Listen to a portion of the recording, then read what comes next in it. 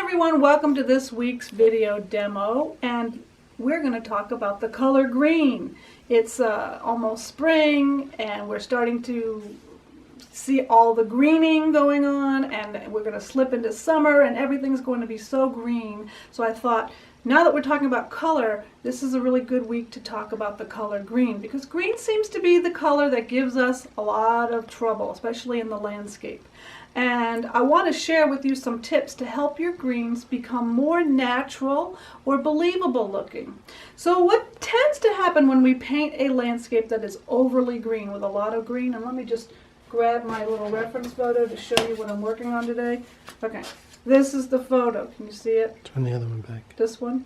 What? Yeah. Okay. This is the reference photo I'm working with. Okay. It's very, very green. Green trees, green grass. The only thing that isn't green is the sky. So I'm tempted to just say, oh, it's green. I'm going to just use green. That's going to be actually easy. And so I did that, and I went and I did a very monochromatic painting using the local color in my photo of green. I actually even went ahead and made the sky green, just because we've been working on monochromatic paintings. I wanted to show you that you can have something green and it still be interesting. But I want to show you that really this doesn't look very natural. I mean, usually when we have a landscape, it is affected by the light. So the light source in a landscape is the sun, and the sun has color and it has temperature, meaning that the green or any color in the landscape is going to look different depending on the time of day. And very rarely is it going to look all green. So when we paint, we want to try to capture the feeling of the light, right? So that sounds complicated. I'm going to make it easy. If you have something that's very green and you want to make it look natural, what you want to do is capture the light. And to capture the light, you're going to use all of the colors in the spectrum, not just green. So in other words, we're going to paint a tree. We're not going to just use the local color of green, dark green, light green, bright green. That's going to make for a very, very green landscape. What we're going to do instead is introduce other colors of the light spectrum into our painting. And here's a very, very easy way to remember it. What you want to do is introduce the colors of dirt. All right, that sounds silly, right? But think about it. If it's green and it's growing, there's got to be dirt, right? This is just so I remember this. So what are the colors of dirt? What do you think? Well, maybe brown, orange, reds, purples, even blues. Think about rich, dark soil. Or if you live in Georgia like I do, we've got orange Georgia clay. So those are the earth tones, right? And the blues and the violets. Those are dirt colors. When we introduce those colors with our green, we're actually completing the spectrum. So we're actually capturing light. So there's science behind it. But all you really need to remember is when you're layering or introducing green or having a lot of green, introduce a little bit of warm colors, reds and purples, or excuse me, reds, oranges, pinks, and a little bit of the violets, some mauves, some purples. And when you do that, you're going to have much more lively greens. Now, Richard McKinley says the secret of green is orange and violet is the friend. And that's really the same principle. So I like to just say, add some dirt. If it's green, if it's growing, add some dirt. So I'm going to show you in today's demonstration, I'm going to take this same scene and I'm going to show you how I'm going to make it a little bit more lively by introducing some dirt colors. Now, how do you introduce the dirt colors? Well, there's a couple of ways. One way you can do it is by putting it in the underpainting. So you've often probably seen landscape artists who start a painting with orange tone canvas, okay? That's introducing the warm oranges in the underpainting. That's what I'm going to do today. But you can also introduce them as you layer, and I'm also going to show you that as well. So I already started. I took my thumbnail, my 4-value thumbnail, and I blocked it in using some salmon-y colors. I've got a dark reddish brown, I've got a light for the sky, I've got middle values everywhere else, and a dark middle value for those distant trees. Now what I'm going to do is take my little piece of pipe insulation and I'm going to just blend in that first layer. Now, if you've watched my videos before, you know that I like to blend in the first layer if I'm working on very light color paper, because what I want to do is cover up the very light bits that are peeking through, that might peek through. But I also like to start my painting with a very soft, out of focus underpainting, because then I can decide where I want to put the detail. So there we go. Now we have our underpainting. And by the way, I could also do this as a wet underpainting if I wanted to. I could have used a brush and alcohol or water, but just for the sake of today's demo, I'm doing a dry wash. So now I'm ready to paint. Now let me show you what I'm using today. If you can zoom in there. Okay, this is Terry Ludwig 90-piece green set. Now I keep this in its box. As you can tell, some of them are pretty well used. I don't mix them in with my other pastels just because if I know I'm painting a very green painting, I pull out this box. I also have some Diane Townsend. These are very well used and loved. A little set of greens, which I like to use. And I pulled out a few other greens from my big box. So that's what I'm going to use, but remember I said I wanted to introduce dirt, right? So I'm going to go ahead and introduce dirt by starting the layering process and reintroducing the colors that I already started with, or in the underpainting. So I'm going to take that rusty orangey brown and kind of put it all in the dark areas of my tree shape. Now I also want to darken kind of a pathway leading up to my tree. It's dark at the bottom in my photo, but I want to just kind of connect those dark shapes so I don't have just a line of dark at the bottom of my painting. So I'm kind of creating a imaginary pathway in the grass that will get covered up. Now I want to layer another layer of dark, but because I want to introduce dirt colors, I'm going to introduce a dark violet. So here's where the purple comes in. So I'm layering the dark purple, and I'm only going to put it really where I see those darker shadows. My paper, I think my board has some lines going through it, so I'm getting some really funny marks on my painting. That could be good or it could be bad, but we'll see where it goes. So, and remember, I'm using a light touch because I don't want to physically mix those layers together and get muddy color, which I'll be talking about later this week. I think while I'm at it, I'm going to take this dark purple and kind of put in some of my tree trunks and branches, because then I'll know where I want to start putting my sky holes. So I'm going to introduce those trunks and branches right now with the purple. Remember, I don't want them to look too regular, so I want to have the intervals where their spaces are a little bit unequal. Alright, so now I've got two layers of color. I've got an orange, I've got a purple, so I've got some good dirt. I'm going to go ahead now and start in with the green. Now, what I want you to notice is, and I'm using a very light touch because I don't want to mix the green with the orange because I'll get mud. So I'm using a light touch so that our eye optically blends these layers together. Now what I want you to notice is how where the orange is peeking through the green layers and the purple, the little bits together, how this looks a little bit more interesting than if it was just green. So I'm going to go ahead and introduce a, that was a cool dark, now I'm going to introduce a warmer dark.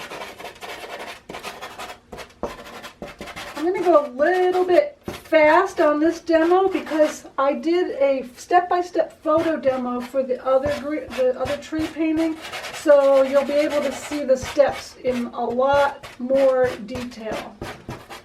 So this might be a little bit faster than you might expect. Let's see. Now I'm going to work on the sky, but before I do that, I want to establish the distant green. There's some distant trees in the distance, I should say. And I'm using a lighter, cooler blue-green because I want to create depth. So I need a lighter, cooler color. Now where it comes into the behind the big tree, I'm adding some little peaks of that blue-green color. That's one layer. I think I need to make it a little bit lighter where it kind of reaches the sky. So I'm using a lighter blue-green.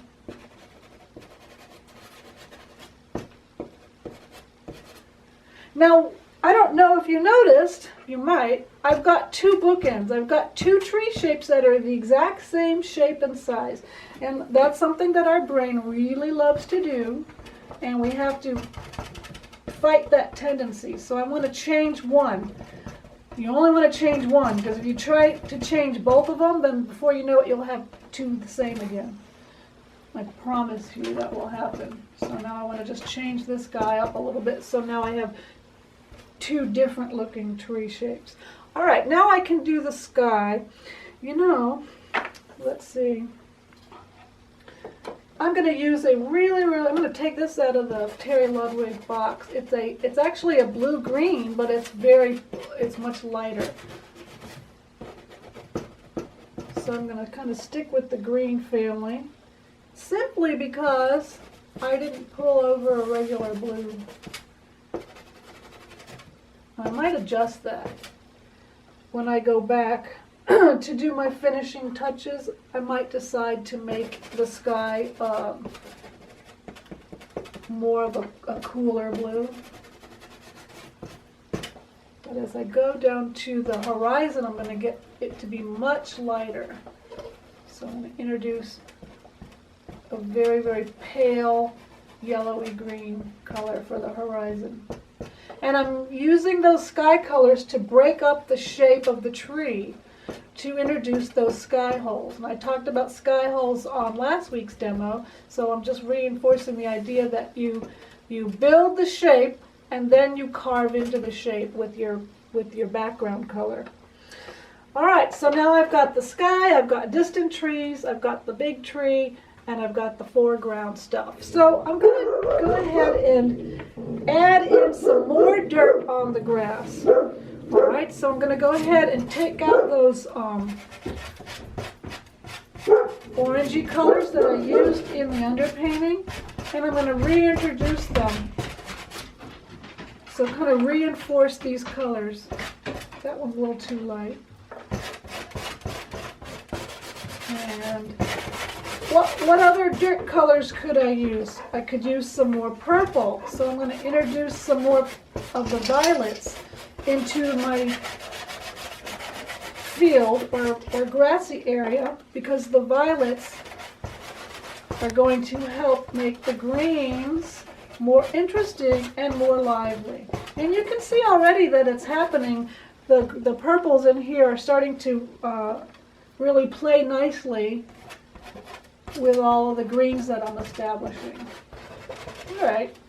Now I'm going to take one step before I kind of finish the foliage. I'm going to take my workable fixative and I'm going to give it a light spray just on the tree and the grass. And I'm going to do something kind of different with the spray. I'm going to mess up the spray, meaning I'm going to press on it, if I can do it right, so that it splatters.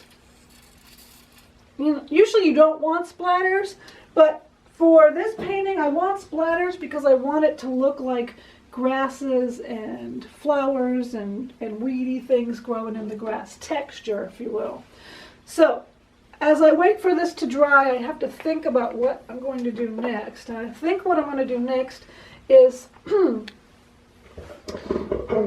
put in some grass, like that's behind. I'm going to make another, let me see if I can explain this. I want to make another layer. I have distant trees, I have trees kind of in the foreground, and I want there to be like another layer of grass. So I'm taking a light, cool green, and I'm carving into behind the trees, making little marks so that way I create yet another layer. And now I'm going to go ahead and add more texture and leaf shapes to the tree. And I'm using the side of my pastel. Heidi is being, she wants attention. She's not being bad, she just wants attention. That's okay. I'm making kind of squiggly marks for my foliage. I know that people have asked for me to do a video showing mark making, and I think that's a good idea, and I will definitely plan on doing that at some point. I'm looking now, and I don't like the way, I don't mind the tree going off the top of the page, but it's kind of going off in a weird way. So I think I'm going to introduce a little bit more sky holes to it so that it has a little bit of a different shape up at the top. It was kind of like an upside down vase shape that was not very appealing. Alright, now I'm going to dig into this big box here because I want to create a little bit more light on the tree. So I'm using a lighter, warmer green, only on the right side of the tree because that's where the tree is getting the light. And I'm actually looking at my photo for a clue. But you always want to establish where the light is coming from. So that way, if I were to put this light color on the entire tree, I would end up with a tree that was looking flat. I wouldn't create a feeling of form. So I'm only adding the light to the part of the tree that's sticking out and catching light, which is mostly on the right side. As it goes into the shadows, it gets a little bit cooler. So there we go. We have a little bit more form to the tree. I could see that I could probably break up the bottom of the tree shape just a little bit more, and I'm going to take a darker, let's take that darker purple and re-establish those trunks. I've kind of lost those trunk shapes in there. Alright, and now I'm going to come in, finish the grasses. And I want to go ahead and put in some, re-establish that dark pathway that I had. I've got some nice dirt color underneath, so now I'm going to go ahead and start with some kind of, this is kind of a coolish green that I want in the distance there. And I'm just picking up some of the greens that I already have on my tray to keep it simple.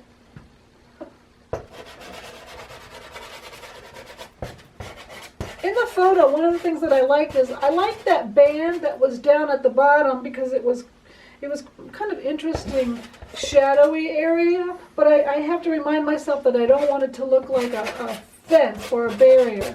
So I'm introducing some of the other grass colors to break up that fence-like area, like so. And then finally what I want to do is reintroduce the light in the grass. So I'm putting that nice, bright, intense, warm yellow where I want it to show where the grass is picking up some light areas. And then finally, I'm going to add the little bit of feeling of those flowers that are growing. So I'm using a lighter, whoa, kind of pale mossy color green. And then the last thing that I'm going to do is I'm going to take, this is fun, where did it go? I have an iridescent pale green pastel, and I'm going to use it to put a few of those dots to suggest those wildflowers. And I'm going to put a few of those dots just along that suggested pathway so that our eye can follow up into the grassy area. Now, I'm going to stop with this demo at this point, but I want to point out something to you. Got really dirty hands. I'll probably refine this area a little bit more. As I said, I was going to go fast on this demo, but I want you to compare. This is the exact same painting, basically. This has no dirt colors, and this has the introduction of the dirt colors. It has the warm oranges and reds, and it has the purples. And you can see that this has a more feeling of light, whereas this seems a little bit cool and not as realistic, really. So you want to create greens that are lively, introduce the colors of dirt. And I hope this demo has helped you today.